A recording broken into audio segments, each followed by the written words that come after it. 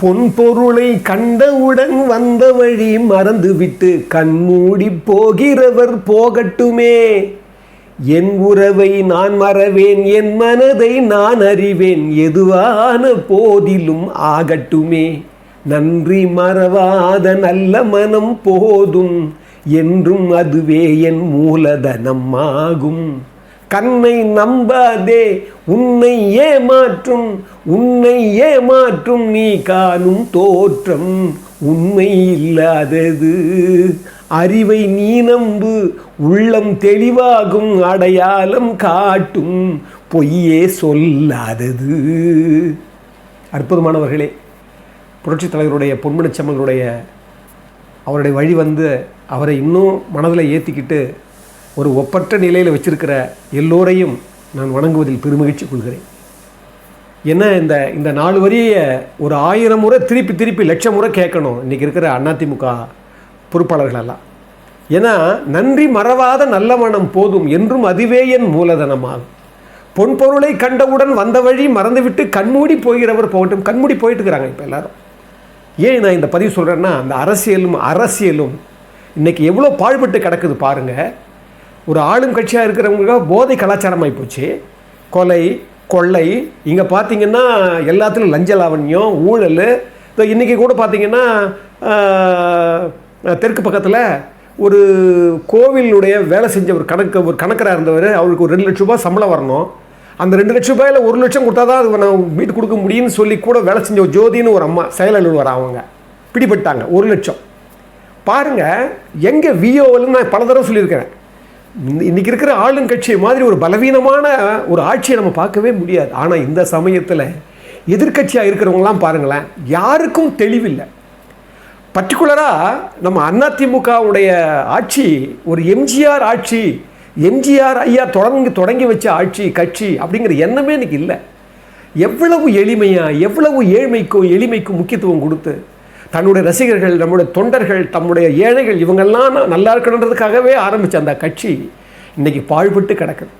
அந்த நிலைமையில் இன்றைக்கி இருக்கிற திரு பழனிசாமி அவர்கள் கொஞ்சம் கூட அந்த இணக்கமான சூழலையோ இல்லை ஒரு தலைமை பொறுப்புக்கு உண்டான அந்த ஒரு பாச நிகழ்வையோ இல்லை ஒரு பரிவையோ இல்லை இந்த தொண்டர்கள் என்ன நினைக்கிறாங்கங்கிற ஒரு அந்த அபிப்பிராயம் கூட அவருக்கு இல்லை.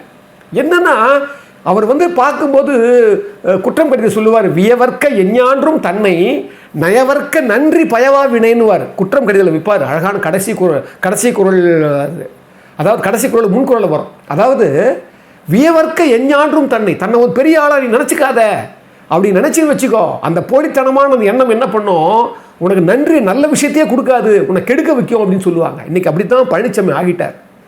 அதாவது அவர் சொல்கிறத பார்த்தீங்கன்னா யாரையும் சேர்த்துக்கொள்ள முடியாது.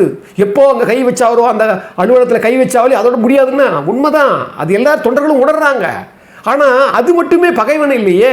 உன்னுடைய பகைவன் பெரிய வலிமை பெற்றிருக்கிறானே, ஒரு அசுரத்தனமாக இருக்கிறானே, அவனை எப்படி நீ ஒழிக்க முடியும்? உன்னால ஒழிக்கிறதுக்கு என்ன பண்ணணும்? தன் துணை என்றால் துணை, அதாவது உன் கூட துணை இல்லை, தன் துணை என்றால் பகை இரண்டால் தான் ஒருவன் இன்துணையா கொள்க அவற்றில் ஒன்றுங்கிறான் ஐயன். ஒரு முட்டைக்கூட உங்களுக்கு அந்த வலிமை இல்லைன்னா உனக்கு 2 பேர் பகைவன் இருக்கிறான்.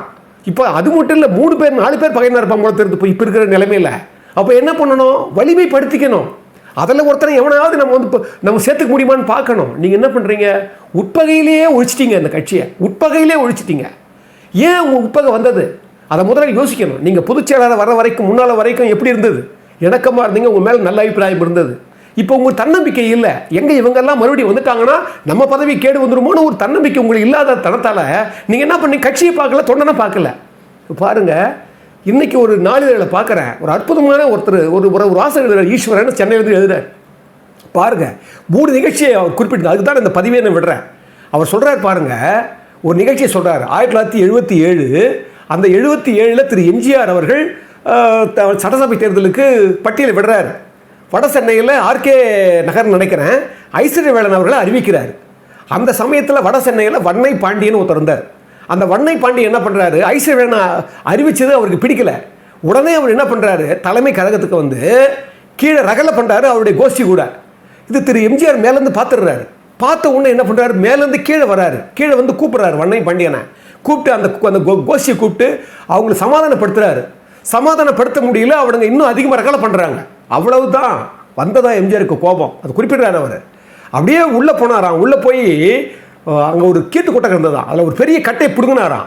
பிடுங்கி கையை எடுத்துக்கிட்டு வேசியை கட்டிக்கிட்டு வாங்கடா பார்க்கலான்ற மாதிரியே வந்தாராம் வாத்தியார். வெறும் வாத்தியார்னா சொல்கிற வாத்தியார் மட்டும் இல்லை, அவர் சிலம்ப வாத்தியார், அவர் தெரியும் உங்களுக்கு, வாழ்வீச்சு வாத்தியார். அந்த சமயத்தில் இவங்கெல்லாம் இப்படி தெரிக்க ஓடிட்டாங்களாம் இந்த வண்ணை பாண்டியன் குரூப். அது எழுதுறாரு. அப்படி ஓடி போனவங்களை பற்றி அதுதான் எம்ஜிஆர். உடனே அப்போ வந்து அந்த அந்த தலைமை நிலைய பொறுப்பாளர் யாருன்னா துரைன்னு இருந்தார். அவர் துரையை கூப்பிட்டு சொன்னாராம், அவங்கெல்லாம் ஒரு உரிமையில் பண்ணிட்டாங்க, இதை ஒரு காவல் நிலையத்தில் போகிறனால கொடுக்க வேணாம், தப்பாக போய்ட்டோம், என்ன கொடுக்காதீங்க என்ன அப்படின்னு சொல்லிட்டு எச்சரிக்கை பண்ணாராம். தன்னை எதிர்த்து பேசிய, தன்னை எதிர்த்து ரகலை பண்ணிய அந்த குரூப்பை கூட எம்ஜிஆர் மன்னிச்சார். இதுதான் எம்ஜிஆர். இதை இவர் வாழ்க்கையில் மட்டும் இல்லை, அவருடைய படம் தெரியும் உங்களுக்கு, நம் நாடுன்னு படம். கவுன்சிலர்லாம் சேர்ந்து இவர் வந்து சேர்மன் ஆக்கியிருப்பாங்க. ஊழலுக்கும் லஞ்சத்துக்கும் இவர் துணை போடலன்னு சொல்லி அதே கவுன்சிலர்கள் வந்து என்ன பண்ணுவாங்க, எனக்கு இது வேணும், அது வேணும், மார்க்கெட்டு வேணும், எனக்கு இதெல்லாம் செஞ்சு கொடுக்கணும்னு சொல்லும்போது மறுத்துருவார். இங்கெல்லாம் ஏழைகளுக்காக நம்ம சேவை பண்ணுறதா வந்திருக்குமே தவிர நாம் சம்பாதிக்கிறதுக்கு இல்லைன்னு சொன்ன உடனே அந்த கவுன்சிலரெல்லாம் அவர் வான் பண்ணிட்டு போயிடுவாங்க, கேவலமாக பேசிட்டு போவாங்க. அப்படி போன பிறகு சொல்லுவார் எம்ஜிஆர், கிளர்க்கை கூப்பிட்டு, நாகேஷை கூப்பிட்டு சொல்லுவார், இங்கே நடந்ததை வந்து எதையும் வெளியே சொல்லிக்காதீங்க, பாவம் மக்கள் இவங்க மேலே நம்பிக்கையே போயிடும் பாருங்கள். அதுதான் பண்பு, தலைமை பண்பு. இன்னைக்கு ஒரு எம்ஜிஆர் அவர் பாருங்க, அவருக்கு அவருடைய எதிர்த்து ரகலை பண்ணுறாங்க, அப்படிப்பட்டவங்களை கூட அவர் காட்டி கொடுக்கூடாது, ஒரு உரிமையில் பண்ணிட்டாங்கன்னு சொல்கிறாருன்னா அதுதாங்க தலைமை. அப்படியே அடுத்தடுத்து சொல்கிறார் நிகழ்ச்சியை. 1988 இதே ஜானகி அம்மா ஜனவரி 30 டிசால்வ் பண்ணுறாங்க, ஒரு மாதத்தில் டிசால்வ் பண்ண உடனே அப்போ ஜெயலலிதா தெரியும் உங்களுக்கு, ஜெயலலிதா அம்மா வந்து அவங்க கூட நாவலர், எஸ்டிஎஸ், அரங்கநாயகம், பன்னுட்டி ராமச்சந்திரன் இருக்கார் பாருங்க, திருநாக்கரசு, இவங்கெல்லாம் இருக்கிறாங்க. அந்த கோஷ்டி என்ன பண்ணுறாங்க, உடனே மறுநாளே ஜனவரி 31 காலையில் பெரிய வியூகம் வகுத்து அதே தலைமை கழகத்தை போய் ஆக்குப்பை பண்ணணும்னு சொல்லிட்டு முடிவு பண்ணுறாங்க. இது விஷயம் ஒரு பெரிய உயர் காவல்துறை அதிகாரி மூலமாக ஜானகி அம்மா தெரிஞ்சு போச்சு. உடனே அப்போ இருக்கிற பொருளாளர் இப்போ மாதவன், மினிஸ்டர் அந்த ஒரு திமுக காலத்திலேயே மாதவன் தான் இப்போ பொருளாளர் இருக்கிறார். உடனே ஜானகி அம்மா ஃபோன் பண்ணி, நீங்கள் பூட்டி சாவி நீங்கள் வச்சுக்கோங்க, அதை யாரும் கொடுக்காதீங்கன்னு சொல்லி முதல்லையே எச்சரிக்கை பண்ண உடனே பூட்டப்பட்டது. மறுநாள் இப்போ அந்த அலுவலகத்துக்கு முன்னால் 31 ஜெயலலிதா அம்மாவுடைய தலைமையில் நான் சொன்ன பாருங்கள், எஸ்டிஎஸ், நாவல் நெடுஞ்செழி, இவங்கெல்லாம் போய் உட்காந்து மறியல் பண்ணுறாங்க. போலீஸ் வந்து அவங்கள வந்து அரெஸ்ட் பண்ணி கொண்டு போய் போஸ்ட் கார்டில் விட்டுறாங்க. அந்த குறிப்பு அதில் கொடுக்குறாரு. அது மட்டும் இல்லை, அப்படிப்பட்ட ஜெயலலிதாவை தான் இந்த சொத்தையே ஒப்படைச்சாங்க ஜானகி அம்மா. அது உங்களுக்கு தெரியும். எப்போ இதுக்கு பின்னால் மோரில் விஷம் கலக்கி கொடுத்து எம்ஜிஆரை கொண்டாங்கன்னு சொல்லி இதே ஜெயலலிதா அவங்களை பேசினாங்க. அது ஞாபகம் வச்சுக்கோங்க. இப்படியெல்லாம் பேசினவங்களை எப்படிங்க வந்து யாருக்காக ஒத்து போனாங்க, அவங்க யாருக்காக சமரசம் ஆனாங்க? மக்களுக்காக, ஏழைகளுக்காக. என் தலைவன் எம்ஜிஆர் இவர் கட்சி ஆரம்பிச்சுட்டு போனானே, அந்த கட்சி வாழன்றதுக்காக எல்லாத்தையும் கொடுத்து எல்லாத்தையும் இழந்து எனக்கு எதுவுமே வேணான்னு கொடுத்து போனாங்களே, அதை யோசிக்க வேணாமா நீங்கள்? இவ்வளவு ஏன் 1990 திமுக ஆட்சி, இந்த திமுக ஆட்சி எப்படி வரதுக்கு என்ன காரணம்? ஜாவும் ஜேவும் பிரிஞ்சது. பிரியாமல் இருந்தால் என்ன இருந்திருக்கும்? வந்திருக்கவும் முடியாது. திமுக அன்னைக்கு விட்ட தப்பு என்னாச்சு இன்னைக்கு பாருங்க. அந்த தப்புலையும் 1990 இன்னைக்கு இருக்கிற திருநாவுக்கரசு, அப்போ அவர் பொருளாளர், அவர் என்ன பண்ணுறாரு, ஒரு போட்டி கோஷ்டியை உருவாக்கி பொதுக்குழு பண்ணணும்னு சொல்லி அந்த தலைமை செயலகத்தை வந்து ஆக்குவை பண்ணுறதுக்காக அந்த இடத்துக்கு போய் மறியல் பண்ணி போட்டிக்குழு நடத்தினார். பொதுக்குழு நடத்துறேன்னு சொல்லி நடத்தும்போது அதில் ஒரு பிரமுகர், அது சொல்கிறார் அவர், நான் அந்த கட்டுரை அழகான கட்டுரை, அதை சொல்கிறார் ஒருத்தர். அந்த குழுவில் ஒருத்தர் ஜெயலலிதாவுடைய அந்த படத்தை எடுத்து கீழே தரையில் போட்டு காலில் மிதிக்கிறாராம் அந்த பிரமுகர். அந்த மிதிச்ச அதெல்லாம் ஷாட் காட்டுறாங்க. அப்படிப்பட்ட அதே பிரமுகரை பின்னாளில் எம்பி ஆக்குறாங்களாம் ஜெயலலிதா. இதுதான் ஏன் கட்சி, இதுதான் ஏன் தலைமை. அவங்களுக்கெல்லாம் தன்னம்பிக்கை இருந்தது. நம்மளை அவன் எவனும் எதிர்த்து பேசினாலும் அவன் போனாலும் அது என்ன, அவனுக்கு அவன் பலகீனமானவன் என்ன அவங்களுக்கு இருந்தது. அது மட்டும் இல்லை, இதெல்லாம் நீங்கள் யோசிக்க தேவையில்லையா? அதே சுப்புன்னு ஒருத்தர் இருந்தார், கா சுப்புன்னு, திமுக இருந்தார். அதுக்கப்புறம் எம்ஜிஆருடைய கட்சிக்கு வந்தார். அவர் இங்கே ஒரு ஹிட்லர்னு எழுதினார் ஜெயலலிதாவை. அதே சுப்புவை மறுபடியும் கட்சி சேர்த்துக்கிட்டாங்க. ராம வீரப்பன் ஐயா எவ்வளோ பேசினார். அந்த காலத்துலேருந்து ஜெயலலிதாவுக்கு பகைமை. அதே அண்ணன் ஆரியம் வீரப்பன் சொல்லிச்சு அந்த அம்மா. எவ்வளோ பகைமை வரலாம், எவ்வளோ வரலாம், என்ன காரணம்? இங்கே வந்து உங்களுடைய எதிரி பலமாக இருக்கிறான். அந்த பலத்தை வந்து நீங்கள் வந்து பண்ணணும், நீங்கள் என்னென்ன செய்யணும்? அதாவது நான் அடிக்கடி சொல்லுவேன், ஒரு சங்கிலியினுடைய பலம் அதில் பலவீனமான ஒரு வளையத்தை பொறுத்து தான் இருக்குதுன்னு சொல்லுவாங்க. ஒரு பலவீனமான வளையத்தை பொறுத்து தான் அந்த சங்கிலியோட பலமே இருக்குது. அந்த மாதிரி உங்களுடைய கட்சியை நீங்கள் இன்றைக்கி சரியாக வச்சுருந்தீங்கன்னா எல்லாரையும் ஒருங்கிணைச்சு சேர்த்து நடந்து போச்சு, முடிஞ்சு போச்சு. குற்றம் செய்யாதவன் யார் இருக்கிறான்? இப்போ நீங்கள் மட்டும் என்ன இப்போ நன்றி நான் இதுக்கு நான் நன்றி சொன்னேன், நீங்கள் என்ன பண்ணீங்க? இவ்வளோ தூரம் இந்த பொதுமக்கள் உலகமெல்லாம் பார்த்துச்சு இல்லை? அவங்க காலில் சசிகலா அம்மா காலில் விழுந்து அவங்க கெட்டவங்களாக இருக்கட்டும், மோசமானவங்க இருக்கட்டும், என்ன வேணா இருக்கட்டும், காலை யார் மூலமாக காட்டுச்சு? அவங்க மூலம் தானே காட்டுச்சு. அப்போ நீங்கள் என்ன பண்ணிருக்கணும்? அந்த நன்றிக்கு விசுவாசமாக இருந்தீங்களா? அதிமுகனாவே நன்றிக்கு விசுவாசமான கட்சி, உண்மைக்கு விசுவாசமான கட்சி. ஞாபகம் வச்சுக்கோங்க. நீங்கள் ஒரு தொலைநோக்கோடவே செயல்படலை. பார்லிமெண்ட் எலெக்ஷன் வருது. பார்லிமெண்ட் எலெக்ஷனில் எது பார்லிமெண்ட் எலெக்ஷனா என்ன சட்டசபை எலெக்ஷனா? அது உங்களுடைய பலத்தை நீங்கள் விடலாமா? இன்னைக்கு போறீங்களா அமித்ஷா கிட்ட போறீங்களா? அன்னைக்கே அண்ணாமலை என்ன பேசியிருந்தாலும் அண்ணாமலை நீக்கிட்டு நீ அங்கே போறீங்கன்னா நீங்கள் என்ன இருக்கும்? நீங்கள் பிஜேபி மேலேயே உங்களுக்கு நம்பிக்கை இல்லாமல் போயிடுச்சு. அன்னைக்கு அவர் தோத்துருவார் மோடின்றதால நீங்கள் என்ன பண்ணீங்க? தப்பு கணக்கு போட்டீங்க. இப்போ என்னாச்சு? உங்களுக்கு இவரும் பகையாயிட்டார், அவரும் பகையாயிட்டார். இப்போ ஏன் ஓடுறீங்க? அப்போ என்ன? உங்கள் பலத்தை நீங்கள் சேர்த்துக்கொள்ளவில்லை என்று தான் இப்போ நான் வருத்தப்படுறோம். அன்பிலன் ஆன்ற துணையிலன் தான் தூவான் என் பரியும் ஏதிலான் துப்புங்கிறான். ஏன் பகை மாற்றில் வைக்கிறாரு? அன்பே இல்லாதவன். தன் கூட்டத்துக்கிட்டே அன்பு இல்லையே உனக்கு. இப்போ நீங்கள் பேசுறீங்க, ஒரு கூட்டம் வச்சிருக்கிறீங்க, அந்த கூட்டம் மனசுக்குள்ள என்ன நினைக்கும்? ஆனானப்பட்ட சசிகலாவையே பதவி கொடுத்த சசிகலாவையே தூக்கி போட்டீங்க. எங்களெல்லாம் தூக்கி போது உங்களுக்கு எவ்வளோ நேரம் ஒரு இன்னரில் அவங்க வாய்ஸ் பேசாதா? அப்போ உங்களோட அந்த நேர்மை என்ன ஆச்சு? அந்த நேர்மையை சரி பண்ணணும் இல்லையா? அன்பு இளன் ஆன்ற துணையிலன். உனக்கு துணை இல்லையே, யாருமே கூட்டம் சேர்றதுக்கு வரமாட்டாங்களே. தான் தூவான், தனக்கும் வலிமை இல்லை, என் பரியும் ஏதிலான் துப்புன்றான். எப்படிடா நீ பகையை வெல்ல முடியும்னு கேட்குறான். நீ என்ன வெல்லனீங்க? நல்லா யோசிச்சு பாருங்க. திரு பழனிசாமி அவர்கள் நான் திருப்பி சொல்கிறேன், நடந்து போச்சு, கடந்து போச்சு, விட்டுருங்க. இன்னைக்கு இந்த தொண்டரை கேட்டிங்களா நீங்கள்? அவங்களை இணைக்கலாமா? அவங்கள மறுபடியும் சேர்த்துக்கலாமா? எதுக்கோ கேட்குறீங்கல்ல, அதுக்கெல்லாம் நீங்கள் ஒரு வாய்ப்பு கொடுக்குறீங்களா? தொண்டர்கள் என்ன நினைக்கிறாங்க? ஒரு மாவட்ட சார் கூட்டுங்க, அவங்களை சேர்த்துக்கலாமான்னு ஒரு கேள்வி கேளுங்க. பெரும்பான்மையாக சேர்த்துக்கலாம் சொன்னால் வரட்டும். என்னையா போயிடுது? அவங்களாம் என்ன எதுக்கு வராங்க? அவங்களும் யாராச்சும் சேர்ந்துக்க முடியாதா? இப்போ பன்னீர்செல்வமே இருக்கிறாரு, அவர் நினச்சிருந்தாருன்னா எனக்கு வாழ்க்கையில் போன சேர்ந்துருக்கலாமே. அந்த ஆளுக்கு ஒரு நன்றி உணர்ச்சி இருக்குது. நம்ம என்ன இருந்தாலும் இங்கே தான் வளர்ந்தோம், இங்கே தான் சாப்பிட்டோம், இங்கே தான் போனோம்னு. அதே மாதிரி எல்லாருக்கும் இருக்கும். யார் தவறு செய்யாதவன்? பைபிளில் வரல?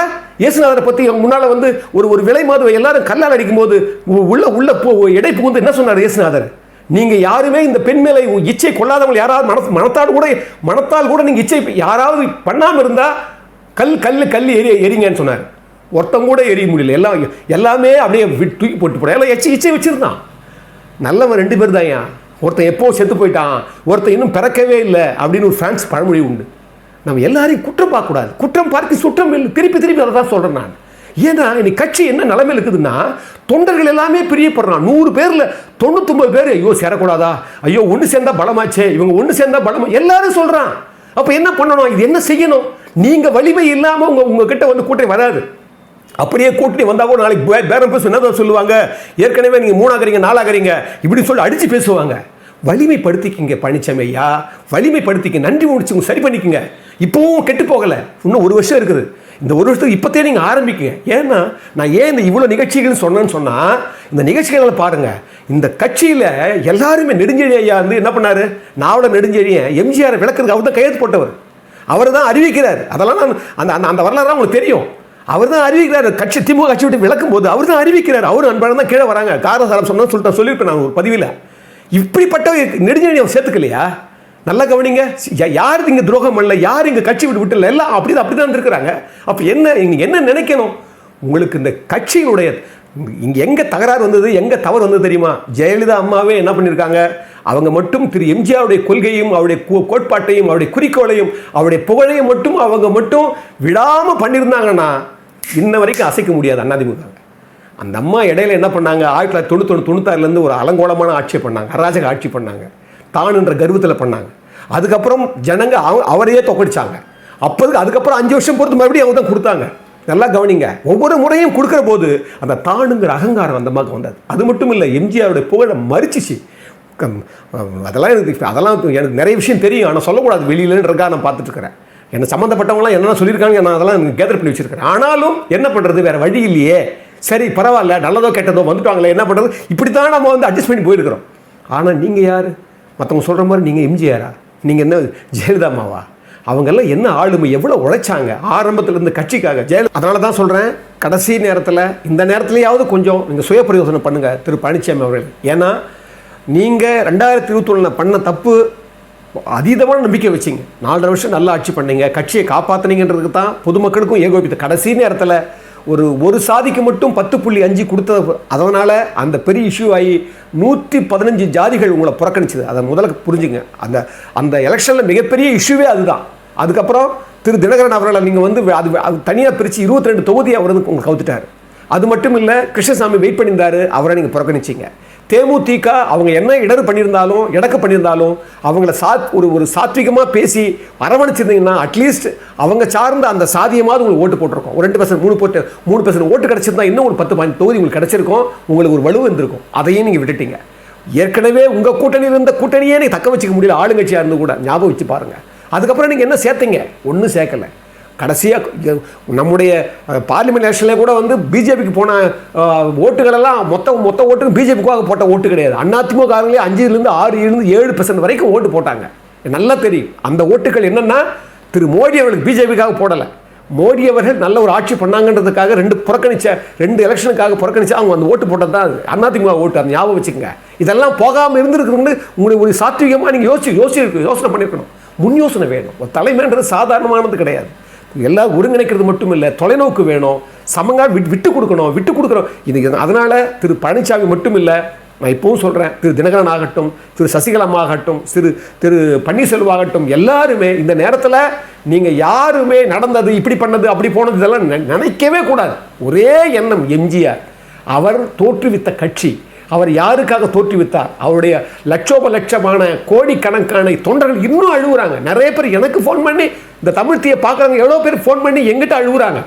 என்ன காரணம்னா அவங்கெல்லாம் மறுபடியும் அந்த எம்ஜிஆருடைய தன்மையும் எம்ஜிஆருடைய அந்த கொள்கையும் மறுபடியும் மேலோங்கி வரணுன்றதுக்காகவே அந்த வெற்றி தர்மத்தினுடைய வெற்றியாக இருக்கணும். அந்த தர்மத்தை வெற்றி காண செய்வதற்கு நீங்கள் பலமாக இருந்தால்தான் உங்களை வந்து மற்றவங்க அண்டுவானே தவிர உங்கள் பலவீனத்தை அவங்க புரிந்து கொண்டு உங்களை வந்து சாத்திருவான்னு சொல்லி இது ஒரு நல்ல வாய்ப்பு.